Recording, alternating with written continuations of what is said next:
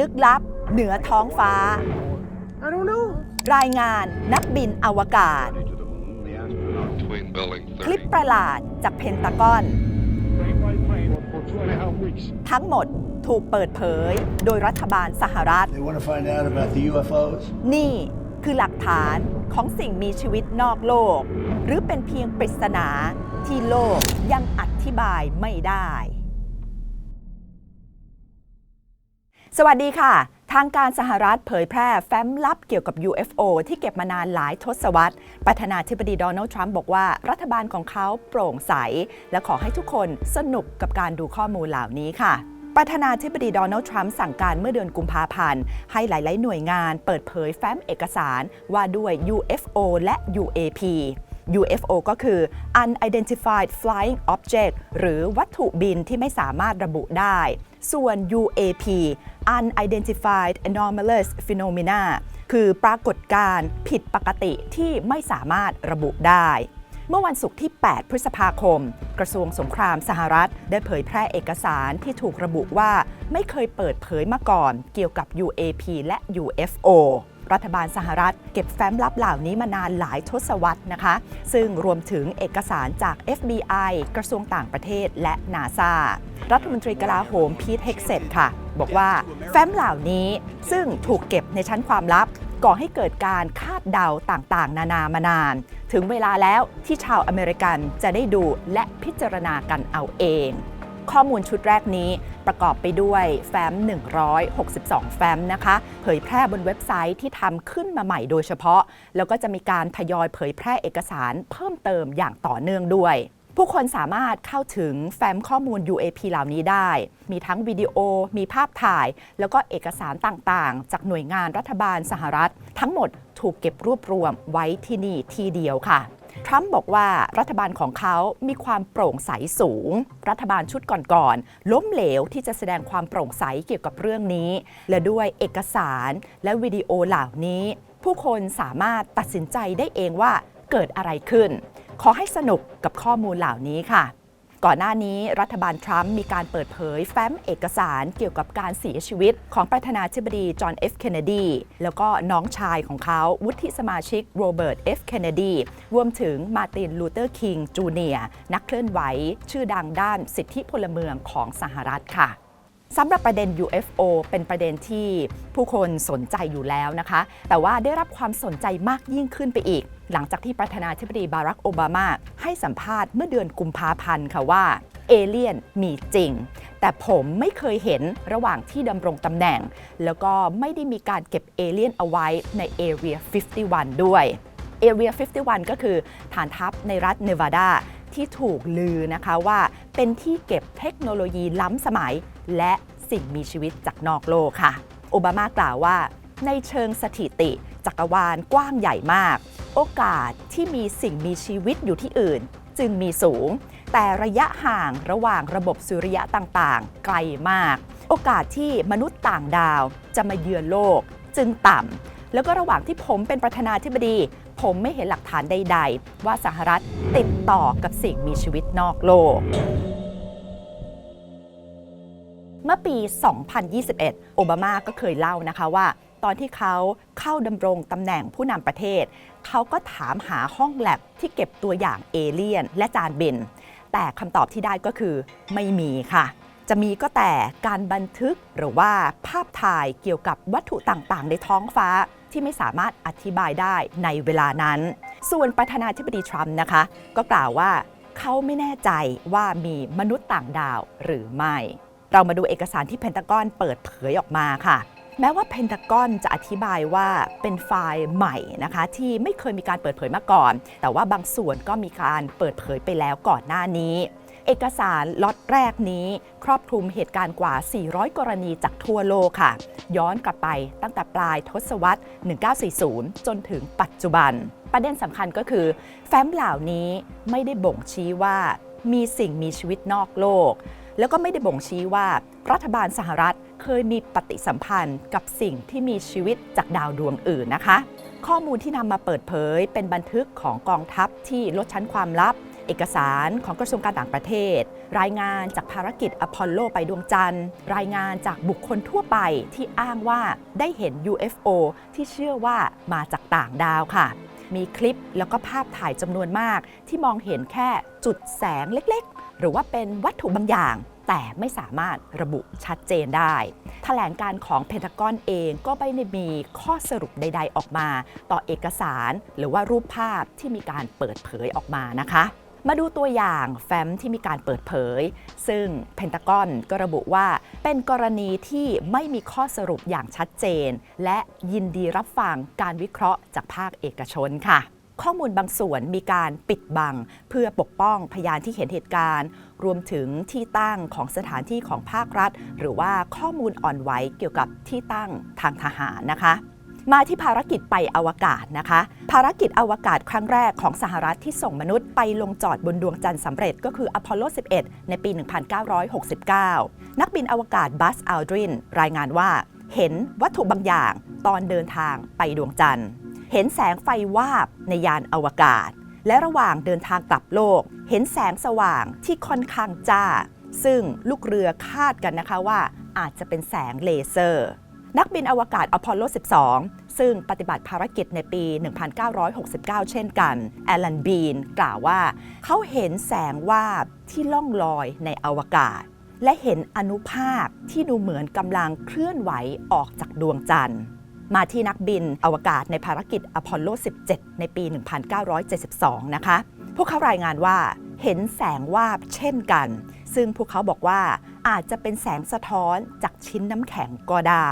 นอกจากนี้มีภาพถ่ายของ NASA จากภารกิจอพอลโล 17 เป็นภาพจุด 3 จุดเรียงตัวเป็นรูปสามเหลี่ยมซึ่งเพนทากอนอธิบายนะคะว่ายังไม่มีข้อสรุปที่ชัดเจนเกี่ยวกับความผิดปกตินี้แต่การวิเคราะห์รอบใหม่ชี้ให้เห็นว่าอาจจะเป็นวัตถุทางกายภาพบางอย่างก็ได้ค่ะ Gemini Control here again. Earlier in the มาที่ Gemini 7 นะคะมีไฟล์เสียงจากภารกิจอวกาศ Gemini 7 ในปี 1965 ค่ะเป็นการสื่อสารระหว่างนักบินอวกาศแฟรงค์ บอร์แมนกับทีมที่อยู่ภาคพื้นดินแฟรงค์กล่าวว่ามีวัตถุปริศนาบางอย่างที่ตำแหน่ง 10 นาฬิกาแล้วก็อธิบายว่าดูเหมือนอนุภาคเล็กๆเป็นล้านๆชิ้นทางซ้ายของยานอวกาศค่ะ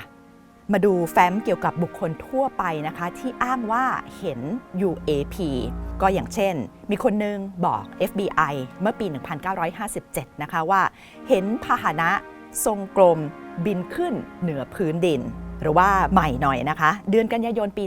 2023 ค่ะ FBI สัมภาษณ์คนบังคับโดรนที่อ้างว่าเห็นวัตถุทรงรีสีบรอนซ์คล้ายโลหะปรากฏออกมาจากแสงสว่างบนท้องฟ้าในบริเวณที่มีการปิดน่านฟ้าคนที่เห็นนะคะเขาอธิบายว่าเป็นวัตถุทรงยาวประมาณสัก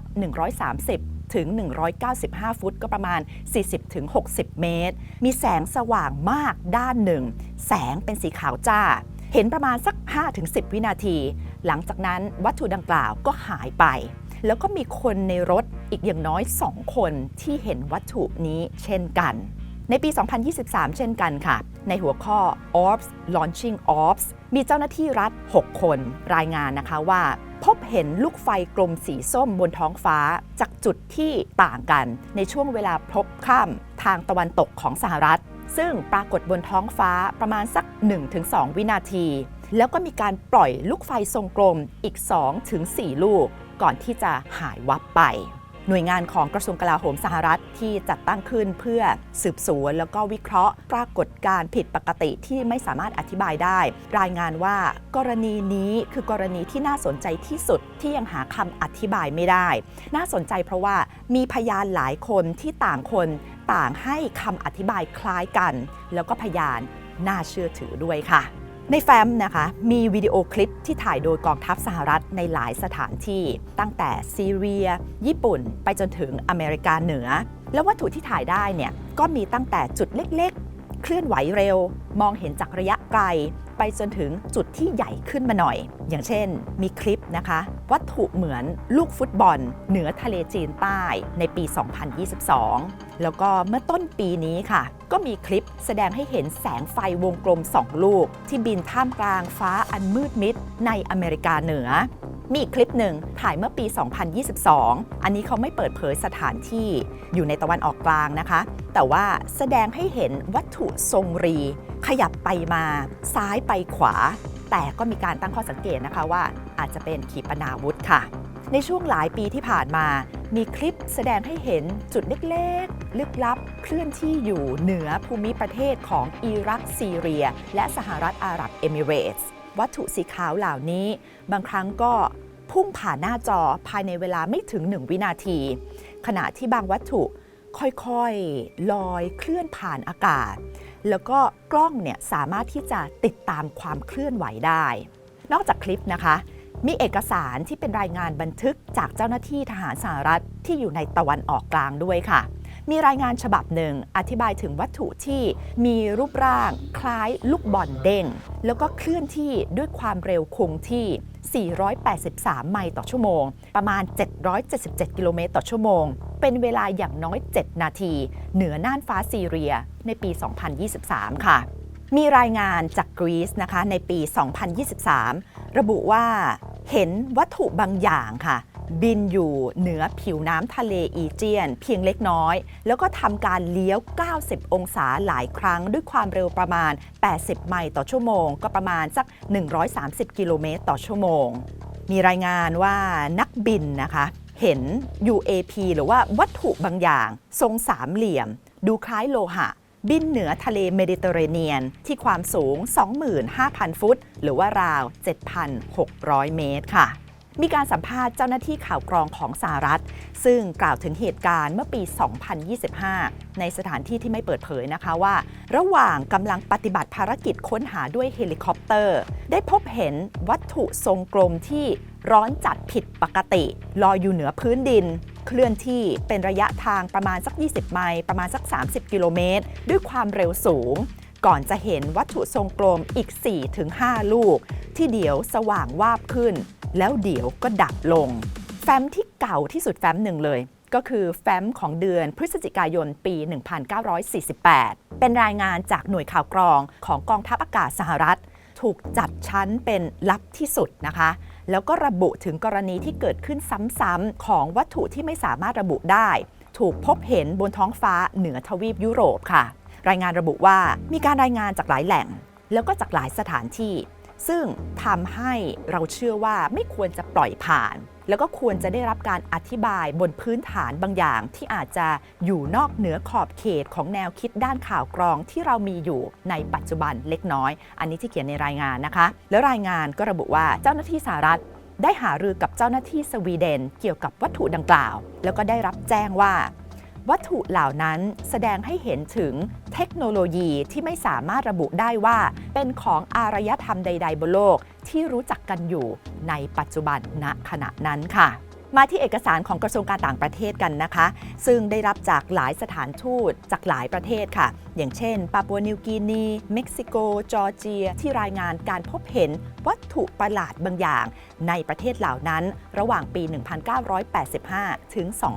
2025 สถานทูตในทาจิกิสถานรายงานเมื่อปี 1994 อธิบายเกี่ยวกับนักบินและลูกเรือเครื่องบินแพนแอมพบเห็นวัตถุที่มีแสงไฟสว่างพุ่งตรงมาด้วยความเร็วสูงแล้วก็อยู่ในระดับความสูงที่สูงกว่าเครื่องบินของพวกเขาวัตถุนี้ทำการเลี้ยว90 องศาหมุนเป็นวงกลมด้วยความเร็วสูงพวกเขาบอกว่าไม่ใช่อุกกาบาตแน่นอนนักบินคิดว่าเป็นวัตถุที่มาจากนอกโลกแล้วก็อยู่ภายใต้การควบคุมที่ชาญฉลาดด้วยค่ะมีแฟ้มเกี่ยวกับกรณีดังเมื่อปี 1955 นะคะที่มีกลุ่มคนนำโดยวุฒิสมาชิกริชาร์ด รัสเซลซึ่งตอนนั้นเป็นประธานคณะกรรมาธิการด้านกิจการทหารแล้วก็ในกลุ่มนี้มีนายทหารรวมอยู่ด้วยรายงานว่าพวกเขาเห็นวัตถุประหลาดจากหน้าต่างของรถไฟในอดีตสหภาพโซเวียตค่ะพวกเขาบอกว่าเห็นจานบิน2 ลำกำลังบินขึ้น เรื่องนี้เป็นที่สนใจนะคะ เพราะว่าสว. รัสเซลถือว่าเป็นพยานที่มีความน่าเชื่อถือ แล้วก็เป็นเหตุการณ์ที่เกิดขึ้นในช่วงสงครามเย็น แล้ว CIA ก็เก็บเรื่องนี้เป็นความลับมานาน เพิ่งจะเปิดเผยบางส่วนเมื่อไม่นานมานี้ แต่ว่าท้ายที่สุดก็ไม่มีหลักฐานยืนยันนะคะว่าวัตถุที่เห็นมาจากนอกโลกแต่อย่างใดค่ะ มีแฟ้ม FBI เกี่ยวกับกรณีดังด้วย อย่างการพบเห็นวัตถุประหลาดแล้วก็ภาพถ่ายที่ Oak Ridge Tennessee ในปลายยุค 40 แล้วก็ยุค 50 ที่นี่เป็นที่ตั้งของศูนย์วิจัยนิวเคลียร์และพลังงาน แล้วก็มีการรักษาความปลอดภัยอย่างเคร่งครัดนะคะ และอีกหนึ่งกรณีดังนะคะ ก็คือการพบซากจานบินที่โรสเวลล์ นิวเม็กซิโกในปี 1947 ในรายงานระบุค่ะว่าจานบินนี้มีลักษณะหกเหลี่ยมแล้วก็ห้อยลงจากบอลลูนซึ่งบอลลูนมีเส้นผ่าศูนย์กลางประมาณ 20 ฟุตค่ะ กรณีของโรสเวลล์กองทัพอากาศสหรัฐมีการอธิบายนะคะว่าเป็นโครงการบอลลูนลับเพื่อติดตามการทดสอบนิวเคลียร์ของสหภาพโซเวียตแล้วก็ที่ลือกันว่ามีเอเลี่ยนน่าจะเป็นความเข้าใจผิดเพราะว่ากองทัพมีการใช้หุ่นในการทดสอบด้วยค่ะปรากฏการณ์ประหลาดบนท้องฟ้าอยู่คู่กับการเมืองสหรัฐมายาวนานนะคะในปี 2022 มีการจัดตั้งสำนักงานในเพนทากอนเพื่อสืบสวนแล้วก็วิเคราะห์ปรากฏการณ์ผิดปกติที่ไม่สามารถอธิบายได้หน่วยงานนี้เรียกว่า All Domain Anomaly Resolution Office ค่ะแล้วก็ในปี 2022 เช่นกันคณะกรรมาธิการสภาได้จัดการไต่สวนสาธารณะครั้งแรกในเรื่อง UAP ในรอบกว่า 50 ปีรายงานของหน่วยงานเมื่อปี